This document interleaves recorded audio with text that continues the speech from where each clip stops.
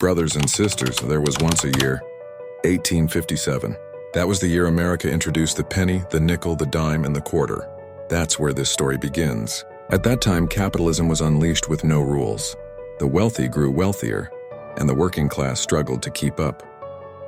The rich didn't just earn, they controlled.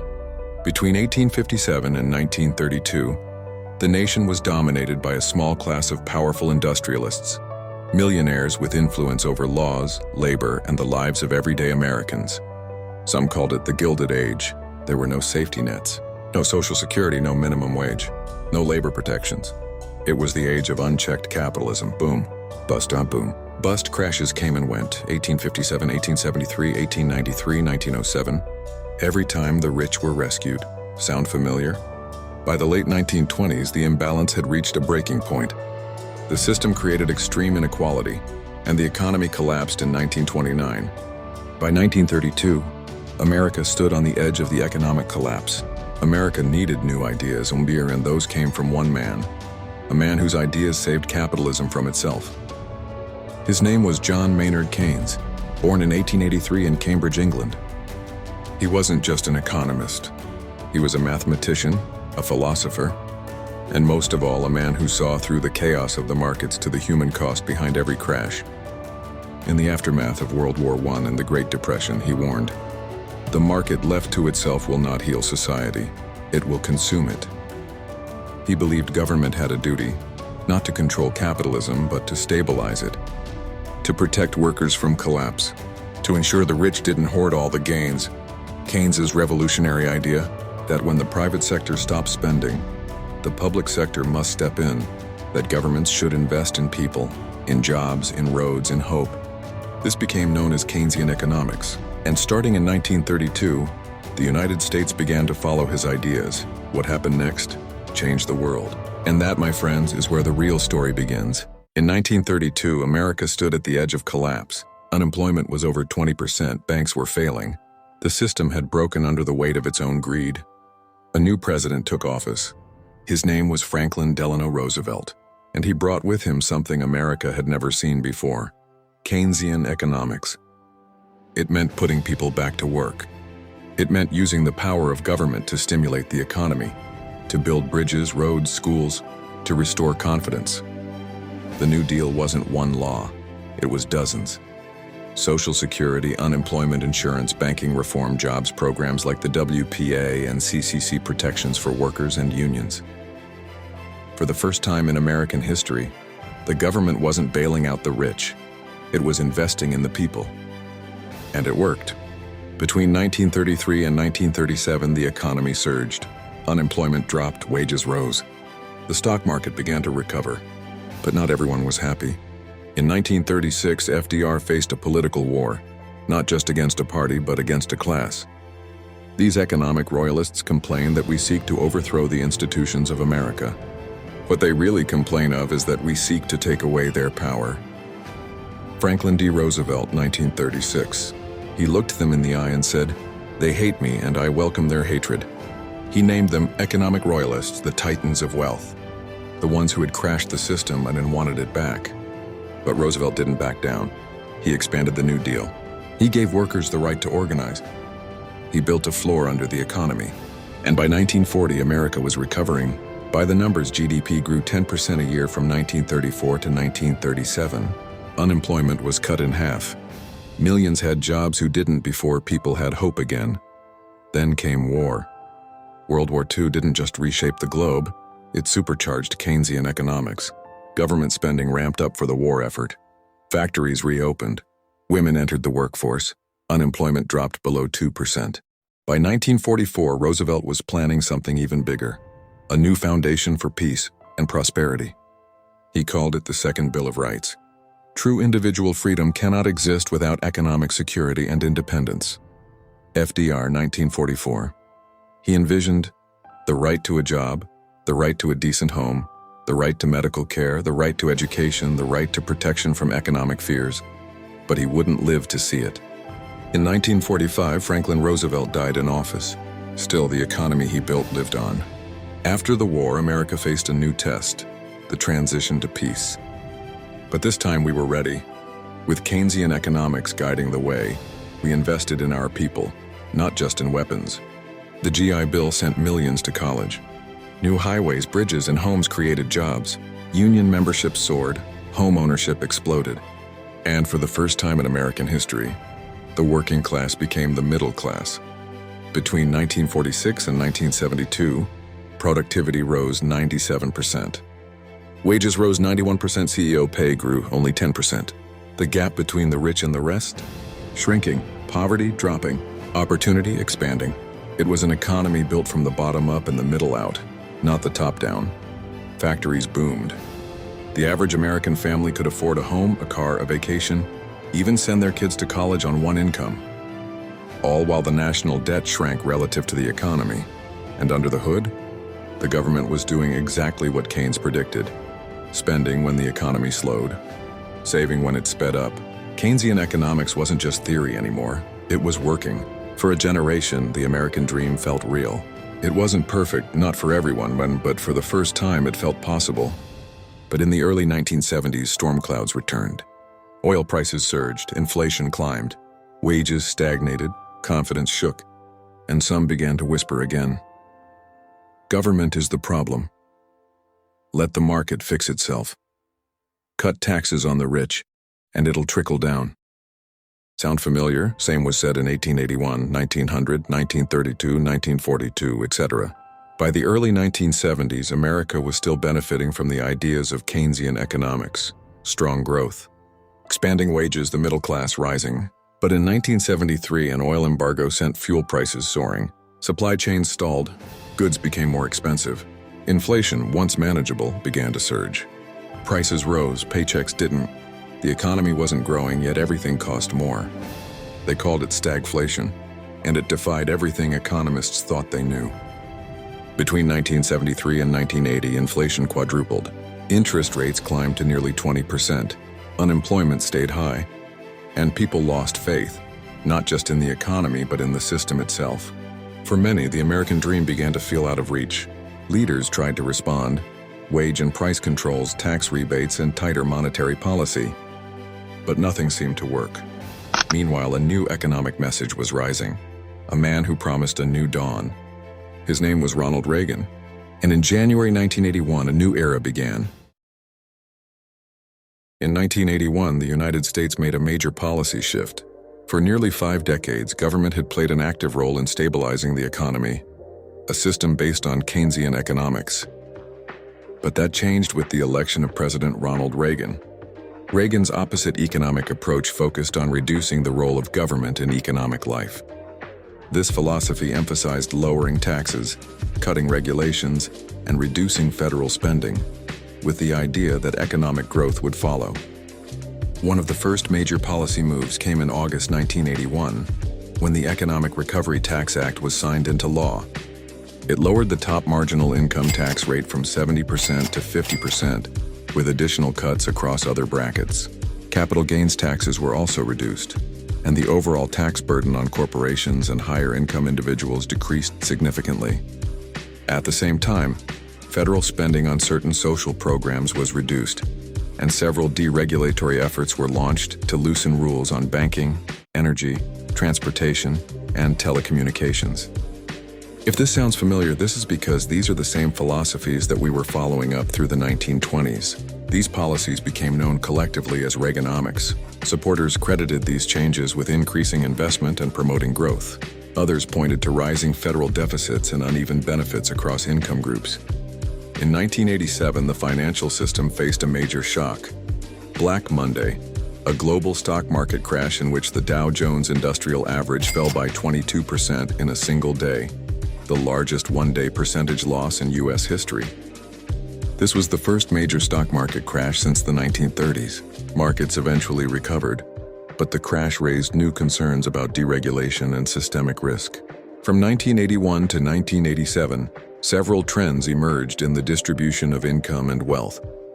The top 1% of earners saw their share of national income rise from approximately 9.1% in 1981 to 13.5% by 1987, Piketty and Saez, IRS data. The average after-tax income of the top 1% rose by 61% during this time, adjusted for inflation. For the middle 60% of Americans, after-tax income grew by less than 6%. Capital gains income surged. From 1981 to 1986, the top 1% took home over 80% of all capital gains. Meanwhile, real median wages stagnated.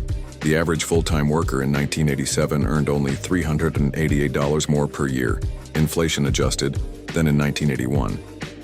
The Gini coefficient, which measures income inequality, 0, near perfect equality, 1 dark perfect inequality, rose from 0.403 in 1981 to 0.433 in 1987, marking one of the steepest climbs since the 1920s. These trends marked a departure from the post-World War II pattern, when growth had been more evenly distributed across income groups. By the end of the 1980s, the economic model in place was structurally different from the Keynesian system that had guided the U.S. economy since the 1930s. By 1989, Reagan had left office, and the economic direction of the country had fundamentally changed. Reaganomics had fully replaced Keynesian economics at this point in our story. As the 1980s closed, Ronald Reagan passed the torch to his vice president George H.W. Bush, who took office in 1989. Bush wasn't there to reverse Reaganomics, he was there to continue it. His administration maintained the same economic doctrine: tax cuts tilted toward the wealthy, deregulation across industries, a strong military-industrial focus, opposition to large-scale domestic spending.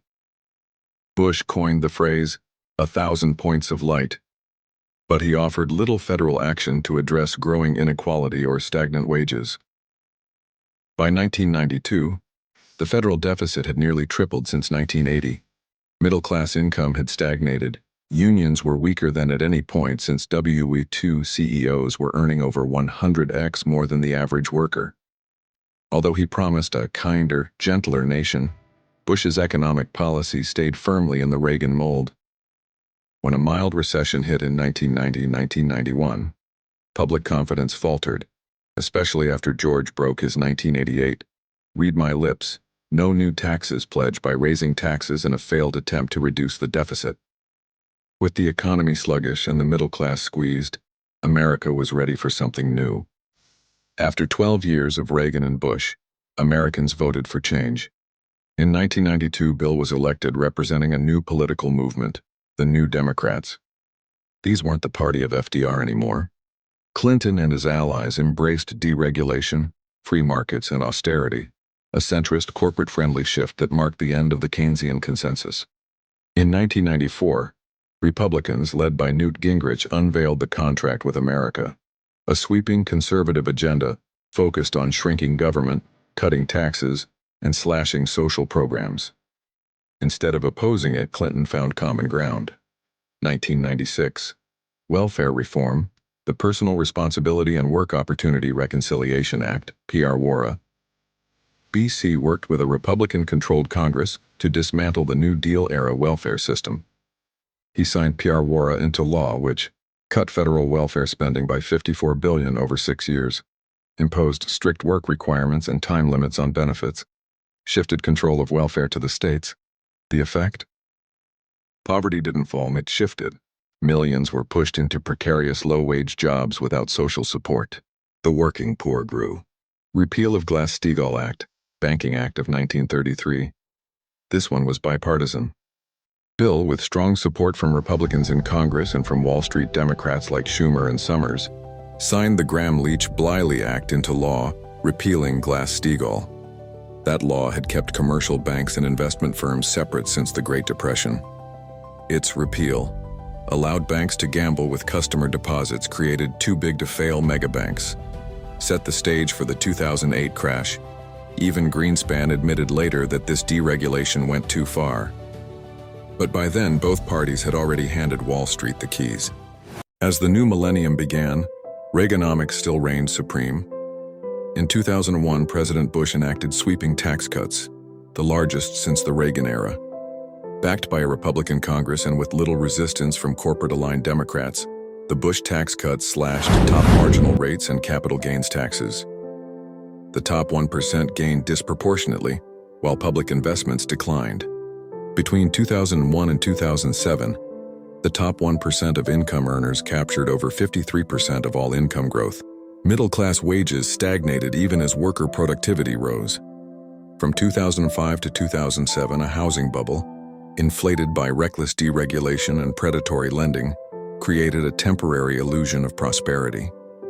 President Bush sent economic stimulus checks to households in 2008, but it was too little, too late.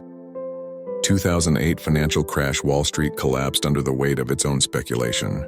Instead of a full reckoning, both parties cooperated to bail out the banks through TARP. The working class lost homes, jobs, and savings, while CEOs walked away with bonuses. By the end of 2009, over 8 million jobs were lost, and Black and Latino households lost over half of their net worth compared to 2005 levels. In 2010, the Supreme Court's Citizens United ruling opened the floodgates to corporate money and politics. Both parties quickly adapted to a new era of billionaire-backed campaigns. Amidst the disillusionment, Donald rose to power in 2016 on a wave of economic frustration, promising to fight the rigged system. In 2017, DT passed his signature tax cuts, with full Republican support and little meaningful Democratic resistance. Corporate rates were slashed from 35% to 21%, and the wealthiest Americans again reaped the benefits. The top 0.1% gained an average of $193,000 per year from the 2017 tax bill. Meanwhile, median wages remained nearly flat, adjusted for inflation. Despite stock market gains, most Americans struggled with rising costs of housing, healthcare, and education. COVID-19 hit in 2020, collapsing global supply chains and triggering historic job losses. Emergency stimulus measures passed with bipartisan support, but inequality surged. A real stat billionaires increased their wealth by over $1.6 trillion from March 2020 to March 2021, while 30 million Americans faced food insecurity. Inflation surged between 2021 and 2024, driven by pandemic shocks, supply chain disruptions, and profiteering. Politicians from both parties pointed fingers, but failed to rein in corporate pricing power. DT returned to office in 2024 amidst frustration, fear, and economic confusion. Soon after, the Big Beautiful Bill passed, a sweeping rollback of modern regulatory frameworks, echoing the laissez-faire economics era of 1857-1932, instead of the Keynesian economics between 1932 and 1981. Programs dating back to the New Deal and Keynesian economics were gutted, labor protections weakened, and corporate dominance enshrined. Final contrast, two Americas compare: the Keynesian era, 1944-1981, a time of rising wages, expanding unions, and falling inequality, to the Reaganomics era, 1981-2025, where policy consistently favored the top. Stat: from 1944 to 1981, the bottom 90% captured 70% of income gains.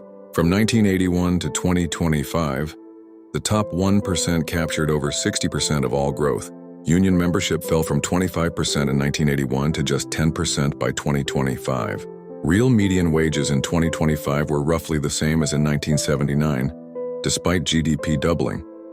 And now the story continues, and it gets much deeper. So as our story continues, there's a very big question that lingers after watching the last 160 years unfold through the story. Why would a nation abandon a system that worked?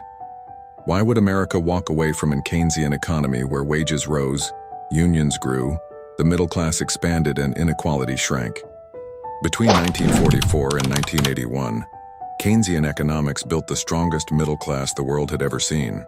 During that time, median household income in the United States more than doubled when adjusted for inflation. Union membership peaked at over 35% of the workforce by the mid-1950s, giving workers real power. Homeownership rose from 43% in 1940 to over 64% by 1980. The top federal income tax rate was above 70% for most of this period, and yet the economy boomed. From the end of World War II to the early 1980s, the income gap between the richest and the rest steadily shrank. So why would anyone give that up? Why trade in what worked? For since 1981, the gap between rich and poor in America has exploded. In 1980, the top 1% of Americans owned about 10% of the nation's wealth. By 2025, that number had risen to over 30%.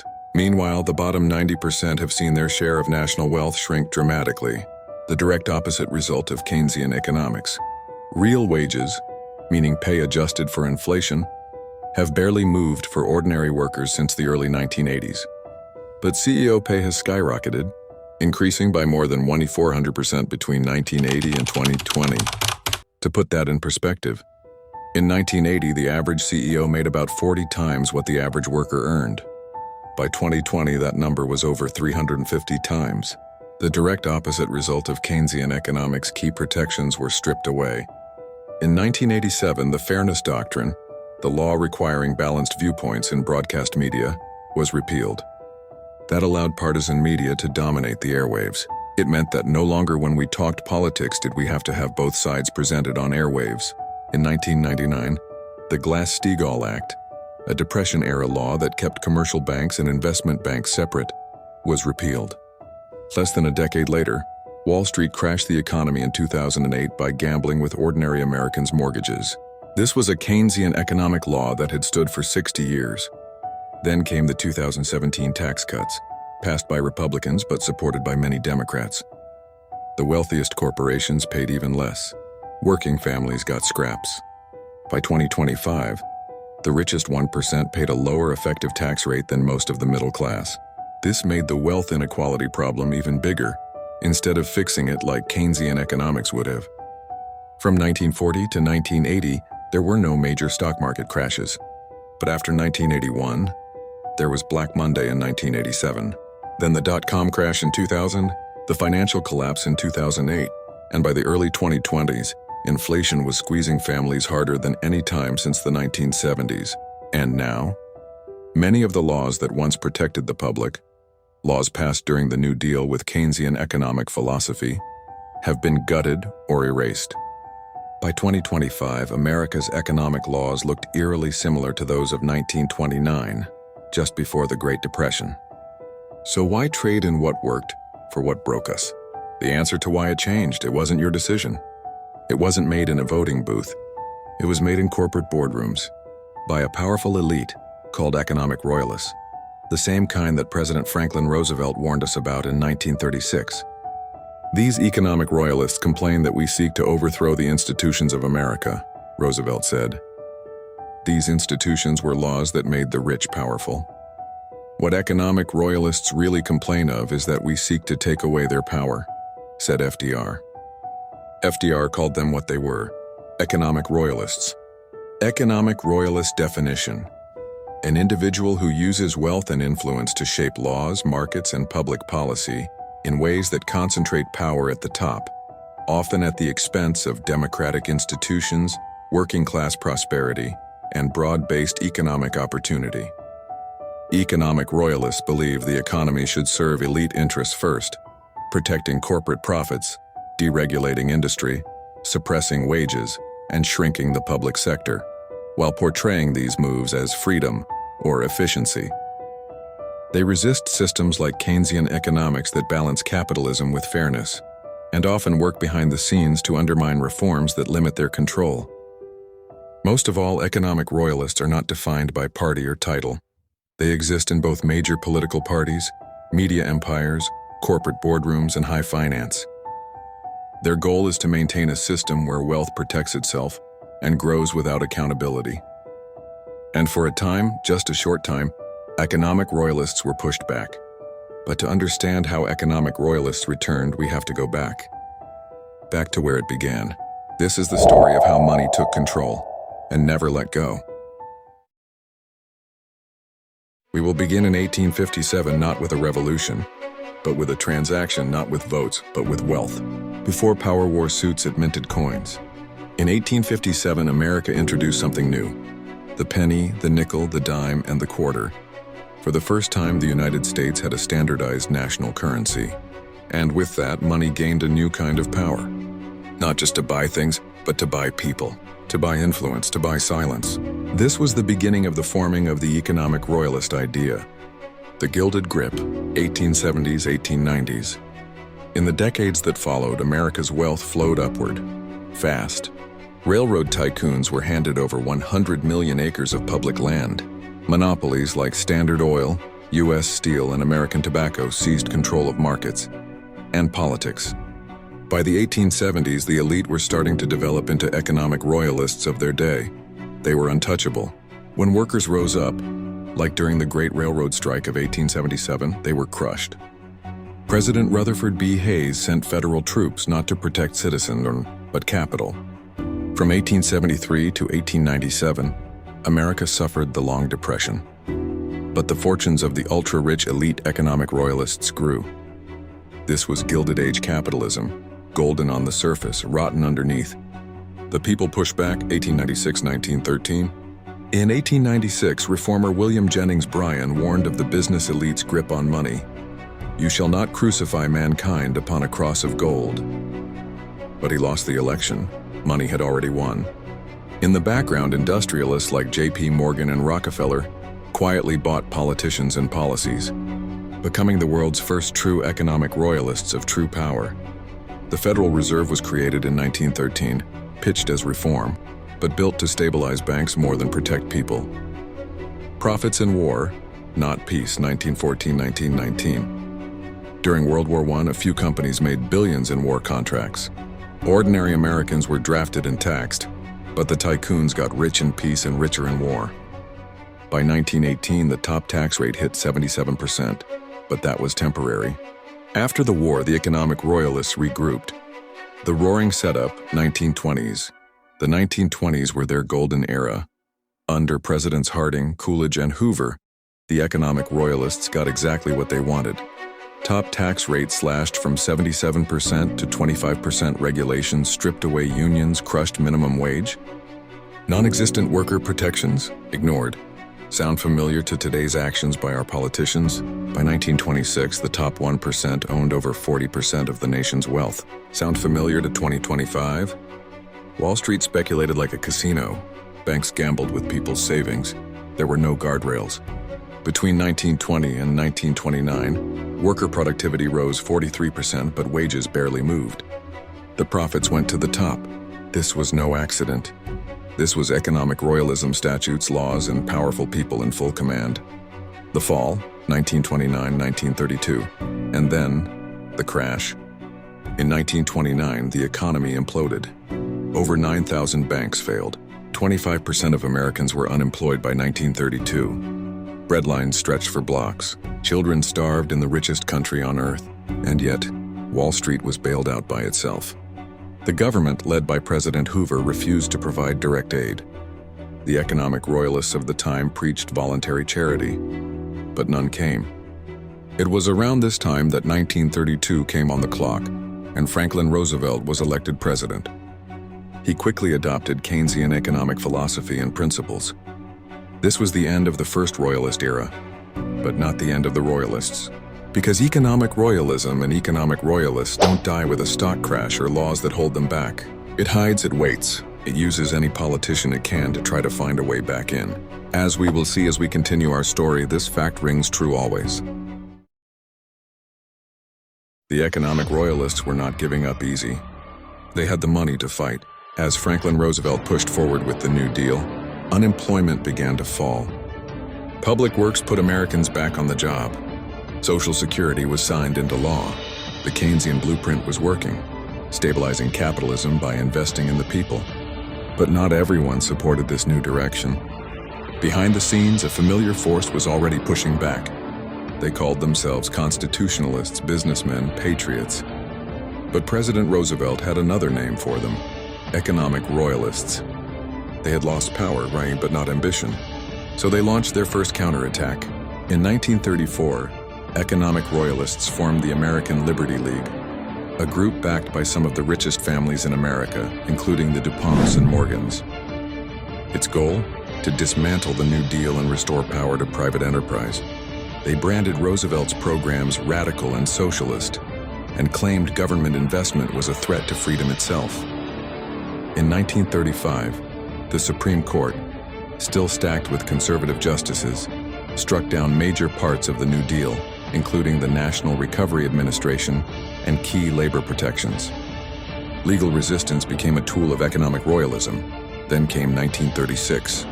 FDR was up for re-election, and the Royalists saw their opening.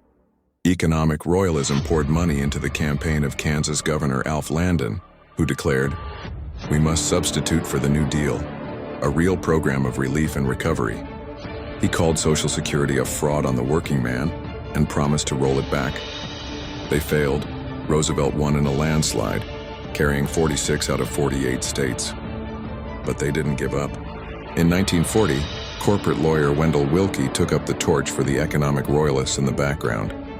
He warned that Roosevelt's New Deal had become too powerful and accused the president of turning America into a centralized bureaucracy. The New Deal, he said, fosters dependency over self-reliance. FDR firmly believed in using Keynesian economics and paid them no mind. Through 3 elections, the Royalists failed to retake the presidency. But with every campaign, they refined their message, shaping it not for the moment, but for the future. The courts, the press, the campaigns, all became instruments in economic royalist strategy. They couldn't beat Roosevelt yet, but the economic royalists were preparing, because economic royalism philosophy and economic royalists don't disappear. It regroups, it rebrands, and it waits. From 1944 to 1972, the American economy entered its golden age. Real wages rose across nearly every working-class job. Union membership peaked at over 35% of the workforce by the mid-1950s. Home ownership surged from 44% in 1940 to nearly 63% by 1970. The top marginal tax rate hovered between 70 and 91%, ensuring wealth reinvestment. The GI Bill sent millions of veterans to college and into the middle class, and inequality shrinking year by year. Between 1947 and 1973, real median family income doubled in America.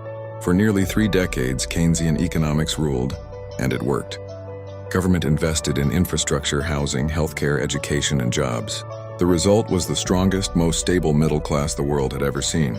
But not everyone was celebrating. Economic royalism and its followers. Though beaten in 1936, 1940, and 1944, the economic royalists didn't vanish. They rebranded, they reorganized.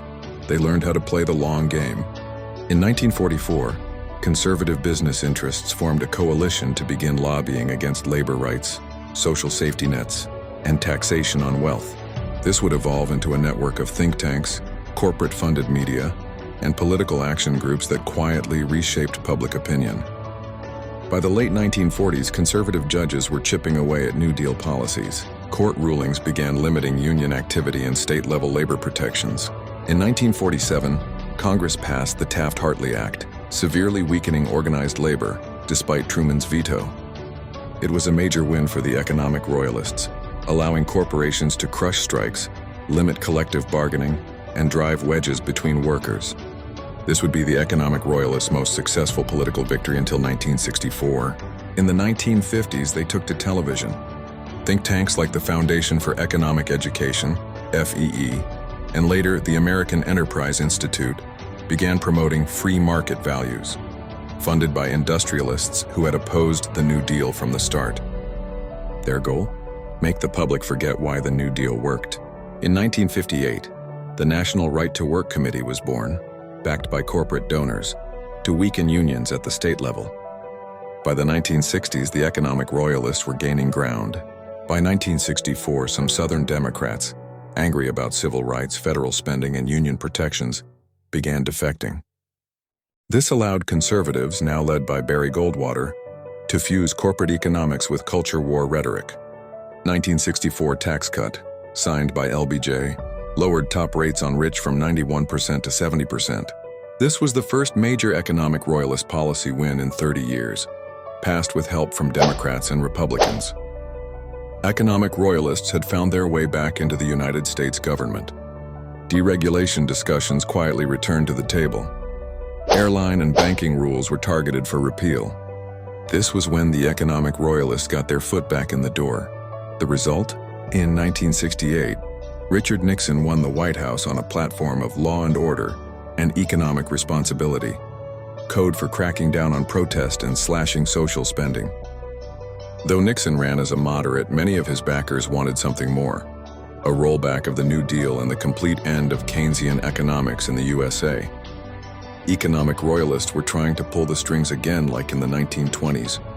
In 1971, Nixon ends the gold standard, a move applauded by big finance. The same year, future Supreme Court Justice Lewis Powell writes his infamous Powell Memo, urging the business elite to take control of academia, the courts, and the media, warning that capitalism itself was under attack. That memo became the playbook. By 1972, Nixon's re-election was the most corporate-funded campaign in American history. Unions were under assault, media was consolidating, and the economic royalists were back in the driver's seat, steering toward a reckoning. The economy was still strong on paper, but cracks were forming. Inflation was rising, wage growth was slowing, and corporate profits were being squeezed. Economic royalism needed an excuse. So they used the economic royalism rule number 7. Never waste a crisis, exploit disaster to reclaim power, and raise prices for more profit. This is one of the oldest, most effective tactics in the economic royalist strategy book. Here's how it works. The playbook rule number 7.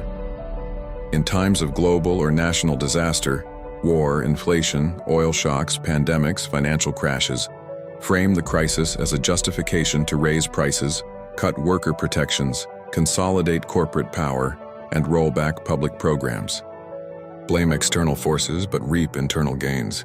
Rule number 7 can be used to gain back power politically, as we will soon see play out. An opportunity to blame government spending and erase the gains of the past 40 years. That opportunity would arrive in 1973, the fall of Keynesian America. In 1973, the U.S. economy hit turbulence. After decades of Keynesian-driven growth, the engine started to sputter. It wasn't because the theory stopped working. It was because outside shocks were weaponized by those who wanted to destroy it. That year, the OPEC oil embargo sent fuel prices skyrocketing. Gas lines stretched for blocks. Inflation surged. But this wasn't your ordinary cost-push inflation. This was the opening economic royalists were waiting for.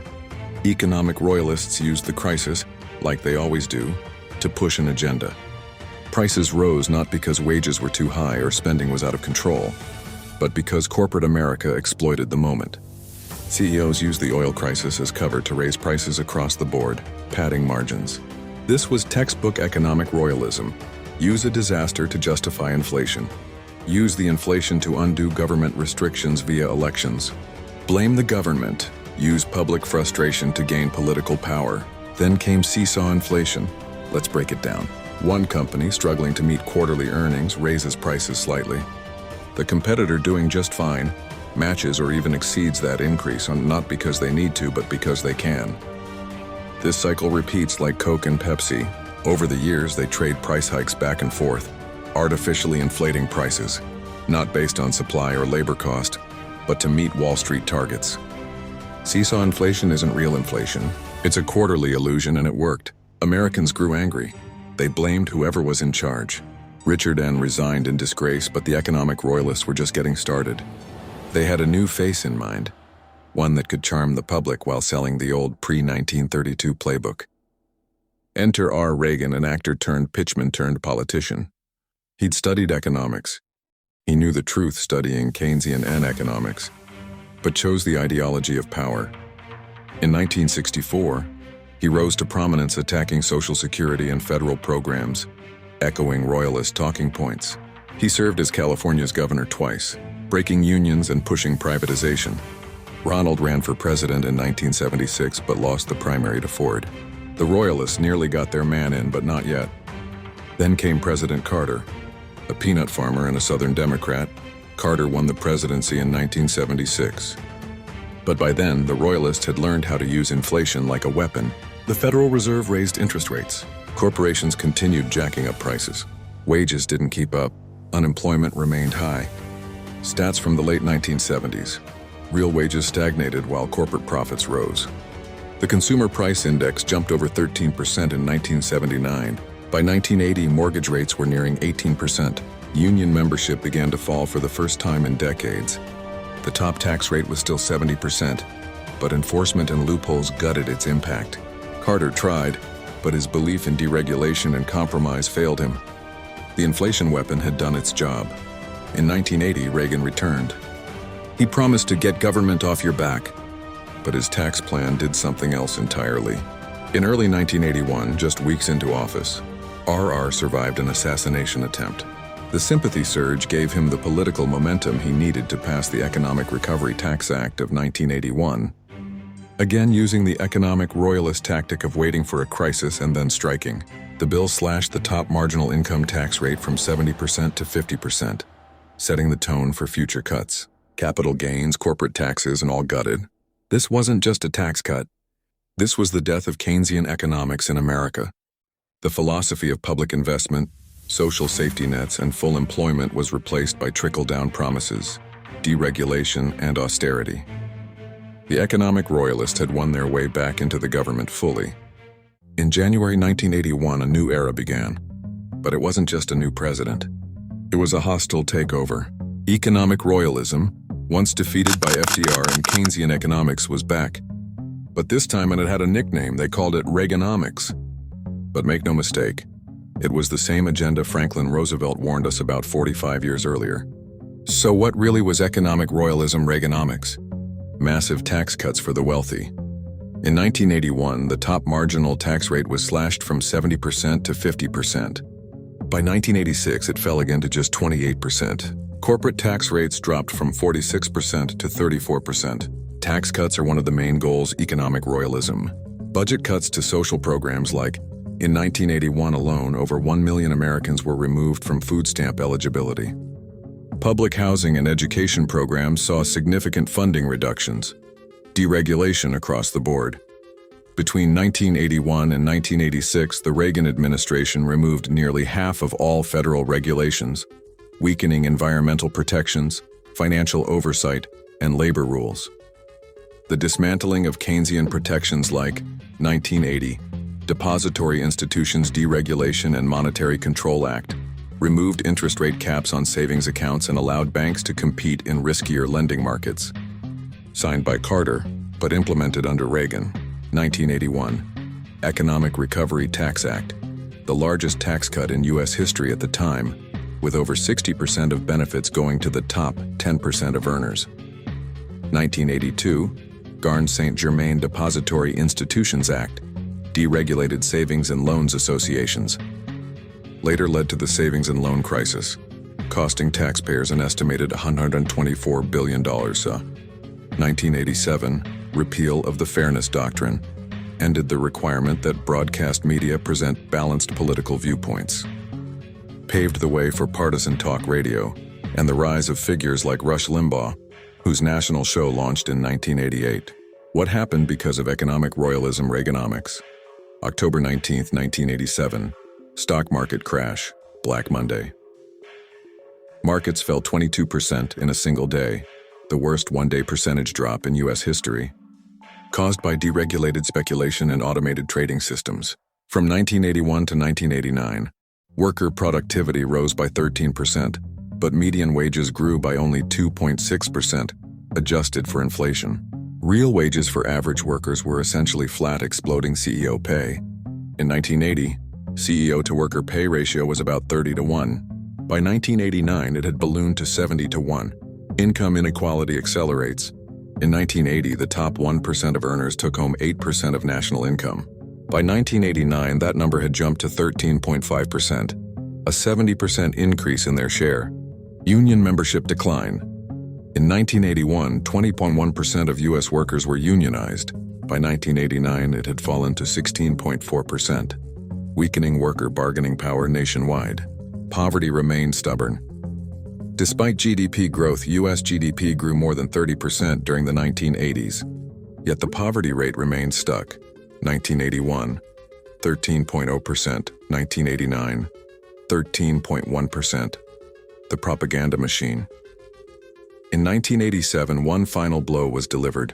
The Fairness Doctrine, which had required balanced media coverage since 1949, was scrapped. Suddenly, radio waves weren't neutral.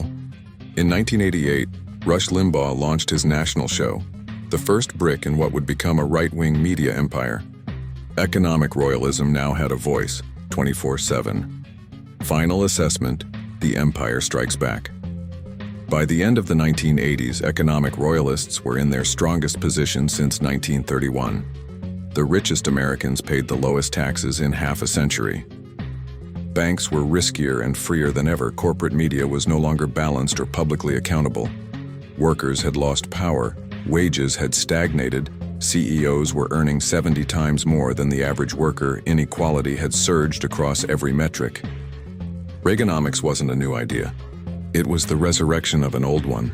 Economic royalism, fully rebranded and fully rearmed. The Reagan era ends 1988 to 1992. They have a new president in G. Bush. In 1989, America didn't get a new president. It got a continuation. George B. was no reset. He was Reagan's vice president for 8 years. He carried the torch of economic royalism straight into the 1990s. The priorities didn't change. The elite still got their tax cuts. Corporate power stayed unchecked. The working class, still waiting for the trickle. Then came Desert Storm. A swift war, but a profitable one, for defense contractors and oil interests. Halliburton, Raytheon, General Dynamics, their stocks soared. Oil prices stabilized under American influence. The public footed the bill, the elites cashed the check. 1992, election. The Royalists lose a round, but not the game. After the 92 election, Clinton won on a promise to help the forgotten middle class. But what we got was a new kind of royalism. Bipartisan royalism. The new Democrats looked like reformers but governed like Reagan's ghost. 1994, NAFTA, a masterclass in economic betrayal. This trade deal means jobs. Good jobs with rising wages. Be Clinton. That's what they said. Here's what happened. 682 to 900 American jobs were lost to Mexico by 2010. Union power collapsed as factories fled south. Wages stagnated. Towns were hollowed out. Who won? Multinational corporations, CEOs, shareholders. The economic royalists, again. And it wasn't just Clinton. NAFTA passed with Republican support and a majority of Democratic votes. 1996 welfare reform, the dismantling of the safety net. Clinton signed the Personal Responsibility and Work Opportunity Act. It ended federal entitlement to cash assistance. The New Deal's promise of support was gone. With the stroke of a pen, welfare rolls dropped 60% between 1996 and 2000, but poverty stayed the same. Working-class families were left to fend for themselves. It was a royalist dream. Destroy the safety net, blame the poor for falling. 1996 media consolidation. The silence begins. The Telecommunications Act of 1996 was sold as modernizing media. What it did was silence the people. It eliminated limits on media ownership. By the early 2000s, 6 corporations controlled 90% of U.S. media. Independent voices vanished. Corporate narratives reigned. And again, it was bipartisan. Clinton signed it, Republicans cheered. The Royalists tightened their grip on what Americans saw, heard, and believed. 1997, the budget deal. Social cuts, corporate comfort. Clinton and Congress passed the Balanced Budget Act. Deep cuts to Medicare and public health. No rollback of tax cuts for the rich. No effort to tax Wall Street speculation. It was belt-tightening for the poor, and business as usual for the elite. 1998, hedge fund, bailout. No accountability for the rich. Long-term capital management. A hedge fund run by Nobel economists made wild bets and collapsed. The Fed stepped in. The big banks stepped in. No penalties, no prison. Just protection. When workers fail, they're blamed. When elites fail, they're rescued. 1999, the final blow, repeal of Glass-Steagall. This will help consumers. Treasury Secretary Summers no. This helped Citigroup. The Gramm-Leach-Bliley Act repealed the last real safeguard from the Great Depression. The firewall between investment banks and commercial banks. And that firewall had stopped every banking collapse since 1933.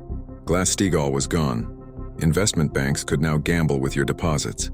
They could get bigger, riskier, and more dangerous. The bill passed with overwhelming GOP support, but it was signed by Clinton. Engineered by Clinton's team, Rubin, Summers, Greenspan, the holy trinity of economic royalism. America in 1999. By the end of the decade, the rich paid lower taxes than ever. Wall Street ran wild with no restraints. Union power was decimated. Media was owned by oligarchs. The working class was told to train for new jobs. This was economic royalism fully rebranded. Not just Republican, not just Democrat, systemic, strategic, surgical. And it set the stage for what came next. In the year 2000, A bitter election fight ends in a controversial Supreme Court decision. Bush Jr. becomes president despite losing the popular vote. The economic royalists don't care. They just want their agenda to continue. And they're getting exactly that. Bush, the son of a president and oil tycoon, surrounds himself with Wall Street advisors, corporate allies, and defense contractors. The 2001 Bush tax cuts slashed the top income tax rate from 39.6% to 35%, capital gains from 20% to 15%, and estate taxes were cut dramatically, all favoring the wealthy. Then came September 11, 2001, a national tragedy and a golden opportunity. The defense budget explodes, from $304 billion in 2001 to over $700 billion by 2008. Contracts rain down on defense contractors like Halliburton and Lockheed Martin. Wall Street surges on war. Between 2001 and 2006, the U.S. spends over $500 billion on wars in Afghanistan and Iraq, much of it through no-bid contracts. Meanwhile, the 2003 Bush tax cuts go even further.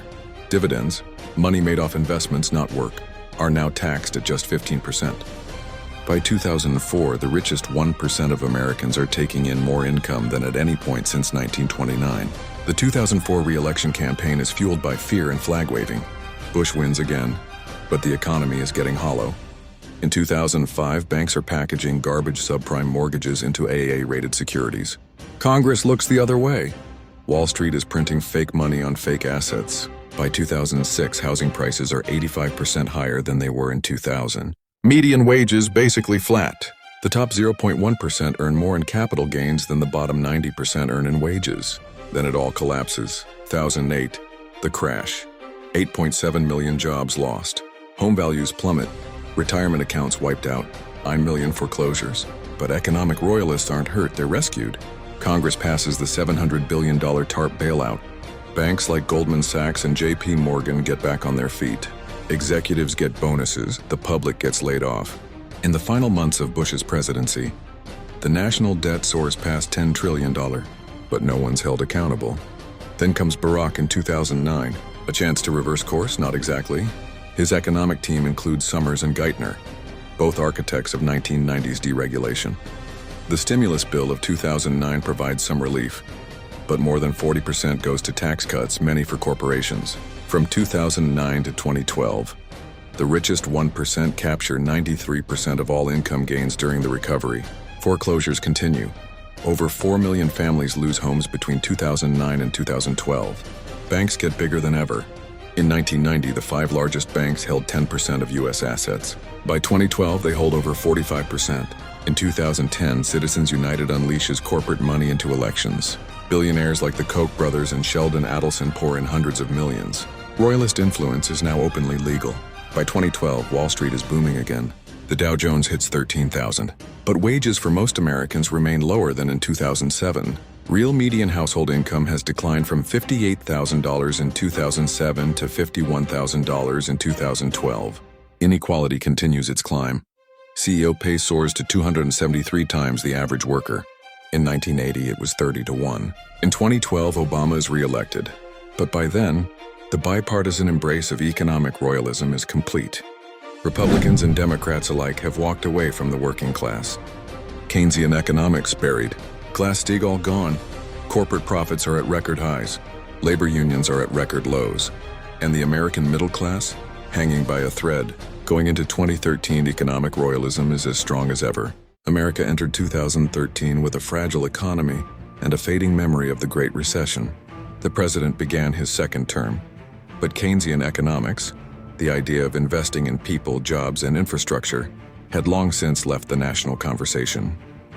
From Congress to corporations, there was no serious attempt to rebuild the post-war economic order. Just silence. This was a drought for the working class and a feast for the elites.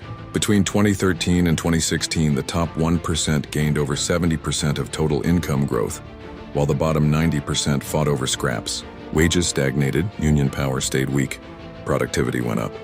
But nearly all of the gains went to shareholders and executives. Meanwhile, corporate profits hit record highs, but none of that wealth trickled down. Then came 2016. The economy didn't change hands. The ownership stayed the same. Political branding shifted, but economic royalism remained the law of the land. In 2017, a massive tax cut was passed. It slashed corporate taxes from 35% to 21%.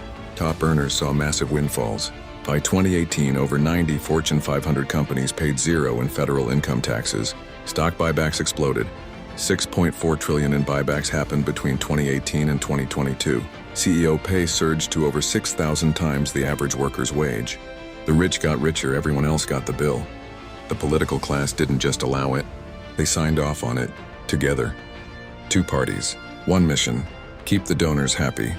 The laws written in this period favored capital over labor, debt over savings, wealth over wages. No Keynesian safety net in sight, no correction. Just acceleration to absolute economic royalism philosophy. Then came the pandemic. It was a global emergency. But for the economic royalists, it was an opportunity. Lockdowns disrupted supply chains, but when costs stabilized, prices didn't. Instead, they kept going up. Rent prices soared, not because of shortages, but to make up for missed rent. Landlords called it correction. We called it inflation as a weapon. By 2021, housing prices skyrocketed. Groceries followed, gas, utilities, used cars, anything that could be marked up was, and every quarter, corporate earnings beat records. It wasn't inflation from supply, it was inflation from greed.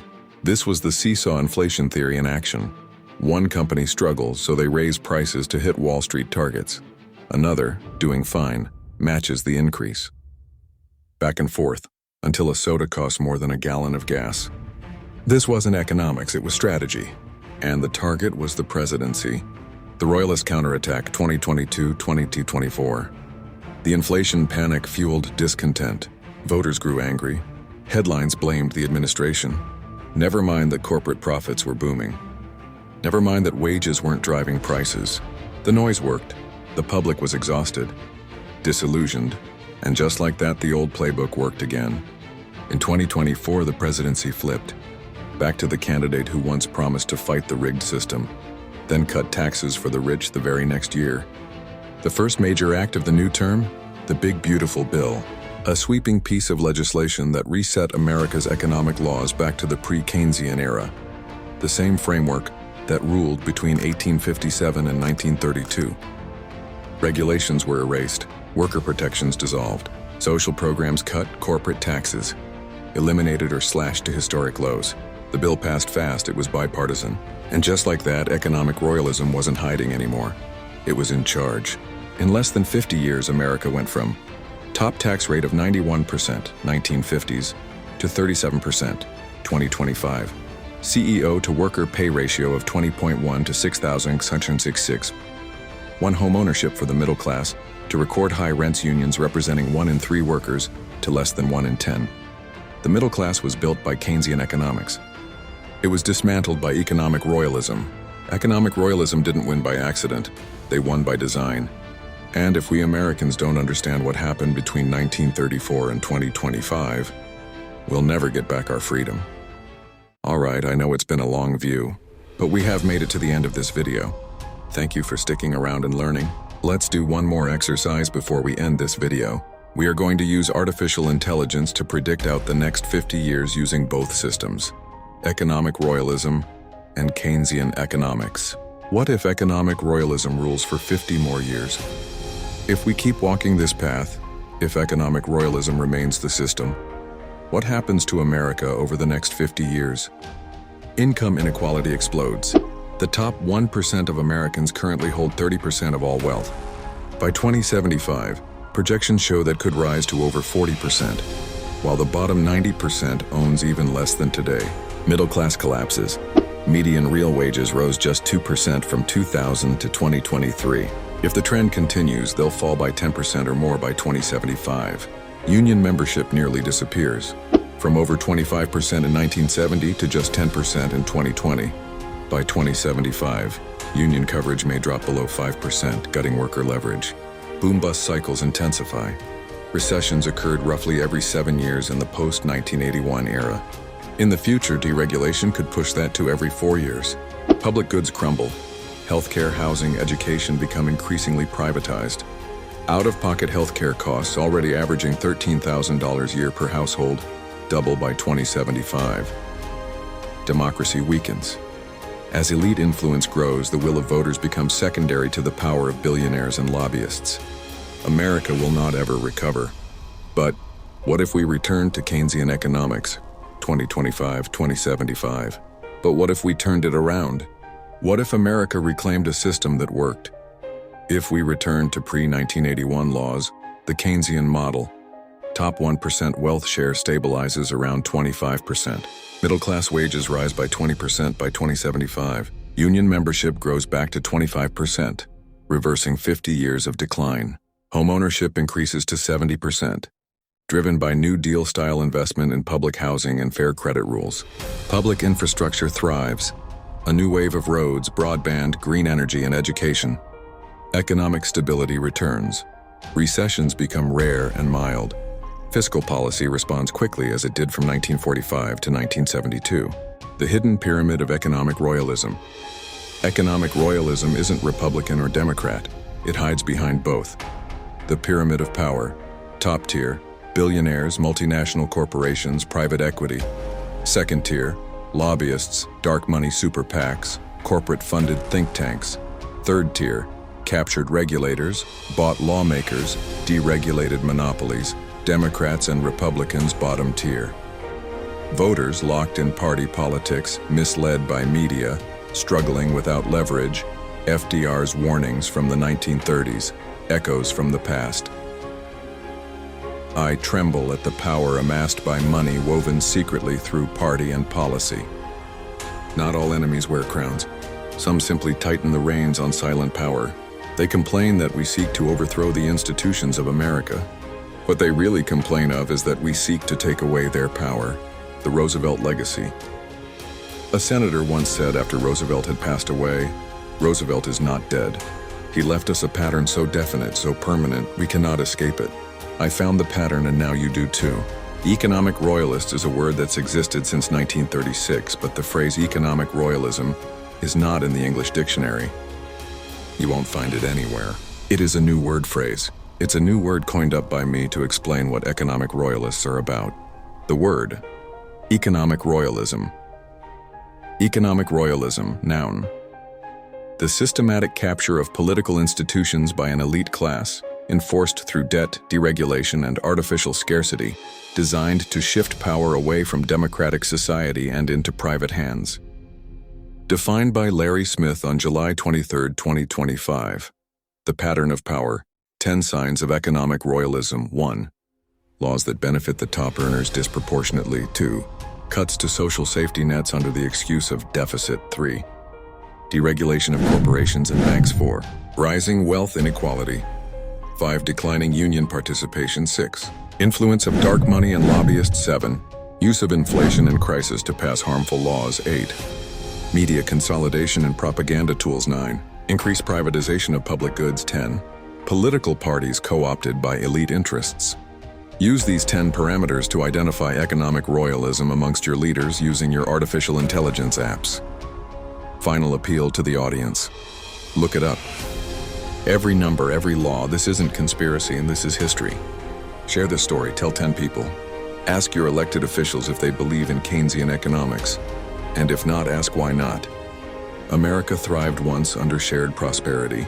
It can again. They are unanimous in their hate for me, and I welcome their hatred. Franklin Roosevelt, you can add me to the list. This film was created by Larry Smith, powered by facts, inspired by history, driven by justice.